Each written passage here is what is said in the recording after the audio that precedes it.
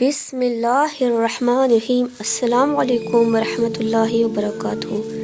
تیری قدرت کو میں سمجھوں یہ میری اوقات نہیں یا رب، بس اتنی التجا ہے مجھے سب کچھ عطا کرنا، مگر گمراہ نہ ہونے دینا۔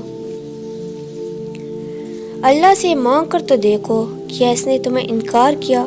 خود سے انکار سمجھ لینا تمہاری ایمان کی کمزوری ہے۔ کیا تمہیں اللہ پر یقین نہیں؟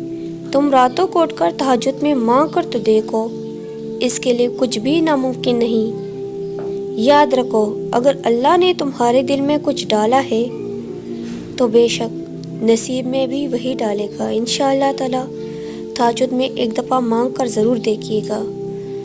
اللہ پاک نے عطا نہ کیا تو پھر کہنا، اس جگہ مت جاؤ جہاں لوگ تمہیں برداشت کرتے ہیں، بلکہ وہاں جاؤ جہاں لوگ تمہارے انتظار کرتے ہیں۔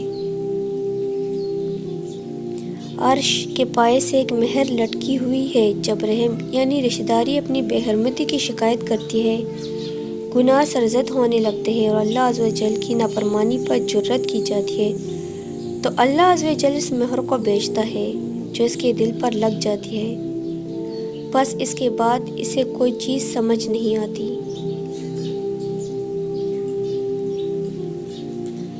کسی بھی ایسے دروازے پر جو آپ کے منہ پر مارا گیا ہو، دوبارہ دستک مت دیجیے، کیونکہ آپ کے رب کے دروازے کے علاوہ کوئی بھی دروازہ ایک مرتبہ سے زیادہ دستک کا حقدار نہیں۔